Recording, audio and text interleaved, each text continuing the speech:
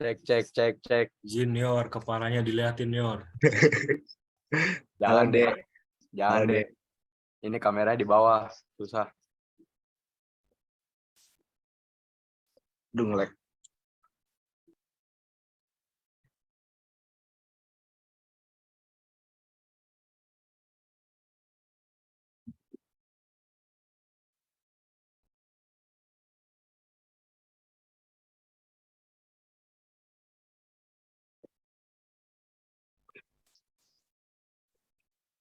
Udah ya. Bismillahirrahmanirrahim. Assalamualaikum warahmatullahi wabarakatuh. Waalaikumsalam warahmatullahi wabarakatuh.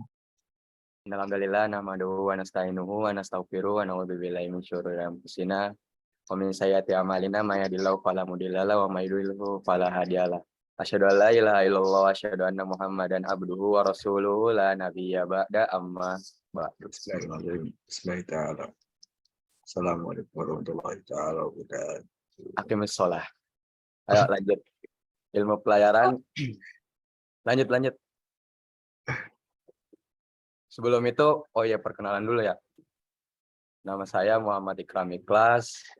Sekarang berkuliah di Sekolah Tinggi Ilmu Pelayaran Jakarta, jurusan Nautika. Pasti banyak yang bertanya, kok pelayaran masuk natural science? Gue juga gak tahu, tiba-tiba dipindahin di sini. Ilmu pelayaran adalah ilmu yang mempelajari cara melayarkan kapal, hukum-hukum pelayaran. Terus melayarkan kapal tuh bukan hanya lu ngejangka peta, habis itu lu nyalain mesin kapal, bukan hanya itu cuy. Sebenarnya banyak hukum-hukum pelayaran, cuman di sini mungkin bukan bidangnya gue untuk menjelaskan semuanya, soalnya gue cuman dari jurusan Nautika. Di jurusan pelayaran itu ada 3 ya, Nautika, Teknika, dan KALK. Boleh lanjut? Nah, di sini nih, Nautika tuh yang paling banyak lah pelajarannya di ilmu pelayaran. Mulai dari ilmu navigasi, stabilitas kapal. Stabilitas kapal ini paling penting lah. Hitung-hitungannya masuk semua, fisika, habis itu matematika dasar semua dipakai di sini. Navigasi kapal itu banyak sih. Contohnya ilmu pelayaran astronomi. Di situ lo belajar astronomi juga. Jadi di jurusan Nautika lengkap lah.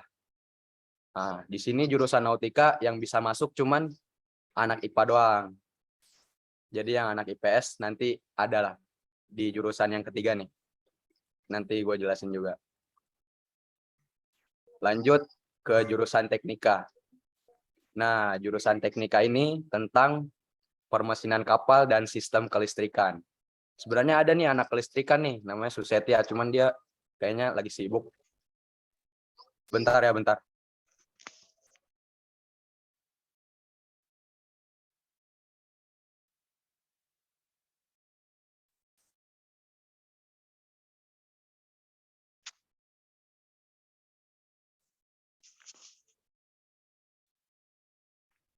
Itu kayaknya dipanggil senior ya. Tiap junior. Gila, serem banget. Jadi asrama apa ya?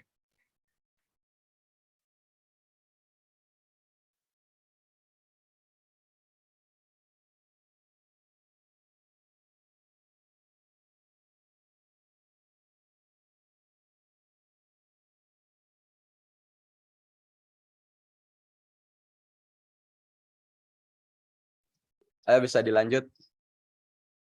Nah, di sini jurusan Teknika cuman anak IPA juga ya. Lanjut ke jurusan Ketetalaksanaan Angkutan Laut dan Kepelabuhanan. Di sini jurusan ini yang mempelajari cara mengekspor impor, naikin kargo di atas kapal, semuanya dipelajarin di sini. Terus tentang bisnis gelap juga ada sih di sini, cuman nggak boleh ya. Nah, di sini Apakah jurusan Ada, ntar lah. Nah, di jurusan ini bisa juga anak IPS sama anak PK kayaknya bisa. Yang penting lulus SMA lah. Di sini gue mau nerangin juga di antara 3 jurusan ini belum semua ya jurusannya. Ini yang ada di kampus gue doang 3 jurusan ini. Sebenarnya masih banyak pelistrikan kapal, terus apalagi ya. Terus juru masak itu juga ada jurusannya di pelayaran ini. Nah, lanjut.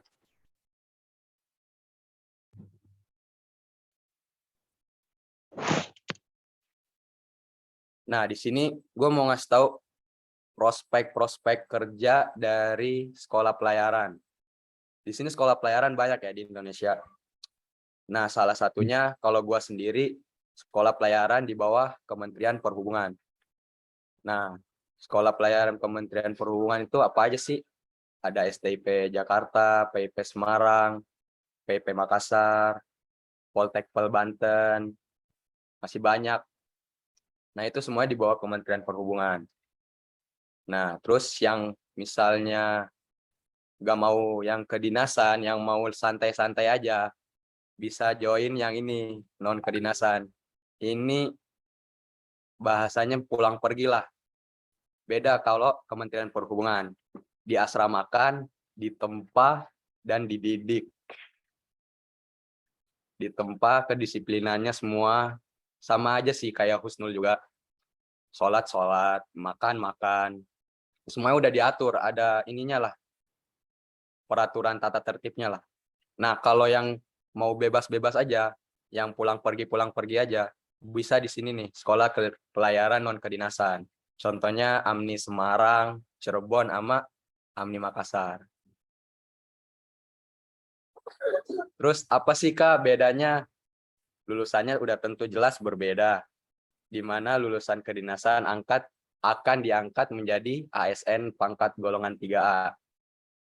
Atau kalian bisa lihat yang ada balok satunya di pundak sini nih, balok emas. Itu setara sama Akmil Akpol ya, setara. Cuman buat masalah untuk prospek kerjanya berbeda. Kalau kedinasan Kemenhub itu bisa ditempatkan di mana aja, yang penting di bawah Kementerian Perhubungan.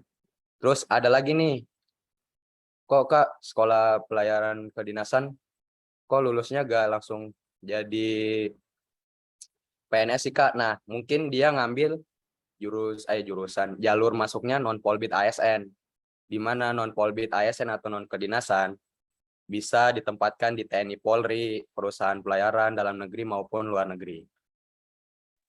Terus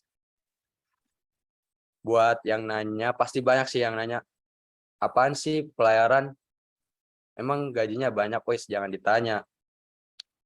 Mulai dari misalnya nih, berlayar dalam negeri sama luar negeri sekarang standar gajinya udah sama, udah disamain sama International Maritime Organization. Itu rata-rata gajinya udah disetarakan menjadi, misalnya jadi nahkoda itu $15.000 sampai $20.000. Itu per bulan dan per 6 tahun kontrak. Terus yang nanya, wait, tar dulu, mundur dulu. Tar dulu. Terus yang nanya, pasti, Kak, apa sih persiapan masuknya untuk Kementerian Perhubungan sendiri ya, seperti itu ya. Siapin namanya SKD. Minimal SKD itu minimal skornya 450 kalau mau aman dari 600. Nah, di mana di situ semua calon taruna atau calon mahasiswa itu semuanya disatuin di situ tuh nilainya untuk yang di bawah Kementerian Perhubungan. Nah, habis itu tahapan tesnya setelah SKD terus ada namanya psikotes. Habis psikotes, wawancara dan jasmani. Buat yang nanya, Kak, harus bisa renang nggak sih? Kalau di bawah Kementerian Perhubungan sendiri nggak ada tes renangnya ya. Beda sama Polakmil.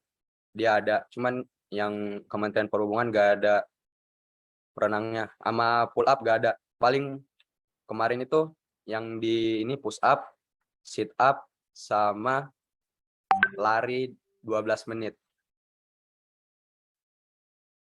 Buat yang nanya cocok buat cewek, sebenarnya cocok, cuman buat yang pelayarannya, buat cewek biasanya banyak yang ngambil ke pelabuhanannya. Ke pelabuhanannya banyak tuh cewek.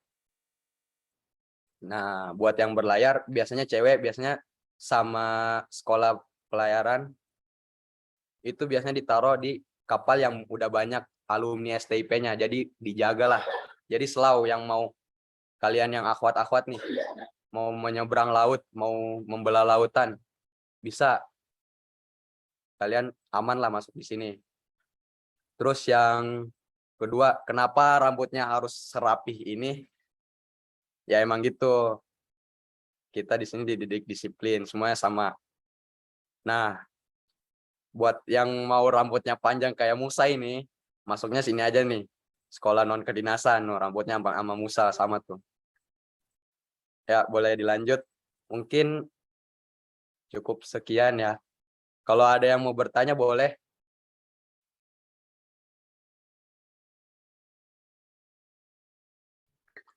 Oke, mungkin ada yang ingin tanya dari teman-teman.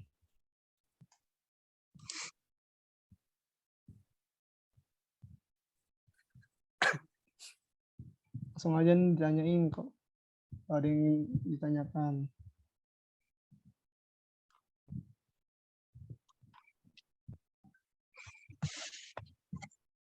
Wah, Buat, oh ya, jalur tesnya sama gak Bang? Kayak PTN?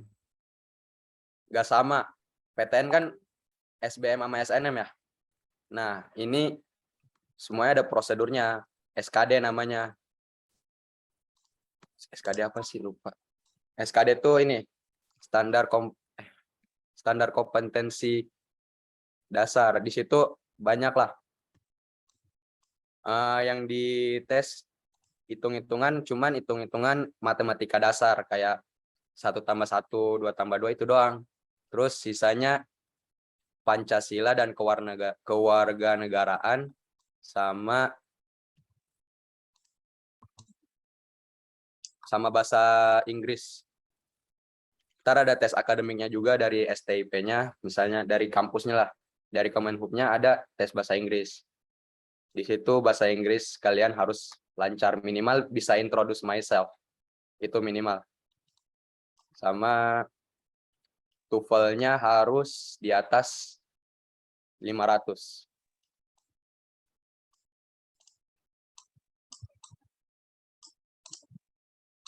Ada lagi yang mau bertanya?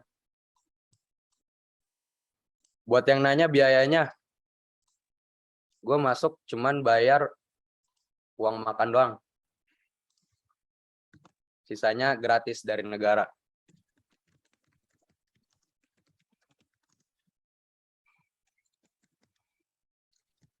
Untuk yang jalur, kan ada 2 jalur nih. Yang non kedinasan. Biasanya pelaut itu, sekolah pelayaran itu budget minimal masuk kemarin tuh 50 juta yang jalur biasa ya. Jalur yang emang bukan jadi PNS, ASN.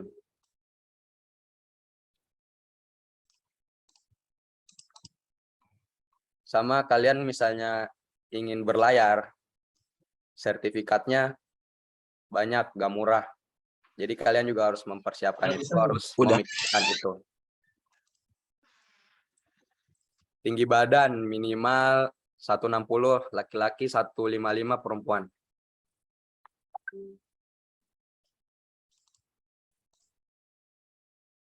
Untuk nautika dan teknika iya banyak hitung-hitungan. Kalau untuk KLK lebih ke banyak apa ya namanya? Menghafal itu hukum-hukum.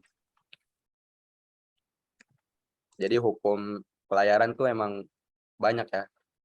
nggak cuman sekedar nyandar kapal terus turun udah, bukan, enggak.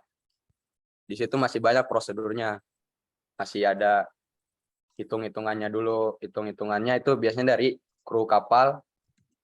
Nah, habis itu dilaporin ke perusahaannya berapa penumpang yang turun, berapa penumpang yang melanjut ke pelabuhan berikutnya. Kayak gitulah contoh kasarnya untuk jurusan KL kayak.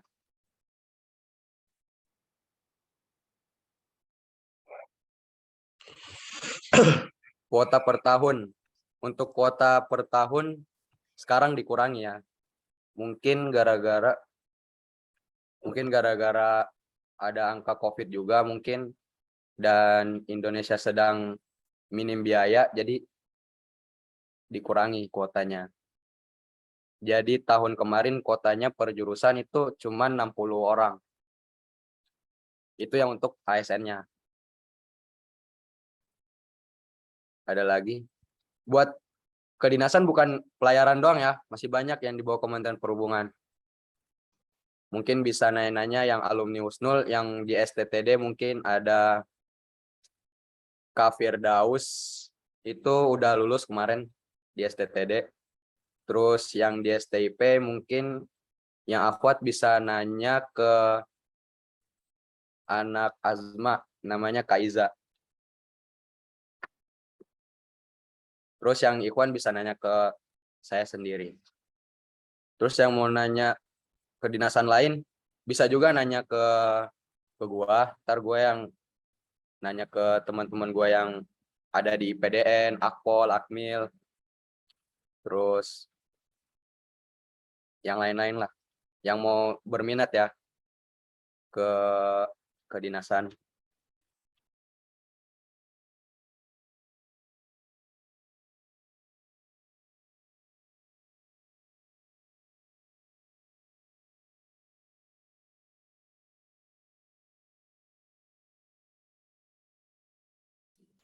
Mungkin cukup ya pertanyaannya. Oke, karena belum ada yang nanya, kita lanjut aja nih ke Oh ya boleh. jurusan selanjutnya. Terima kasih Kak Ikram Ya atas sama-sama. penjelasannya. Sama-sama Velas Fadil. Siap, senior.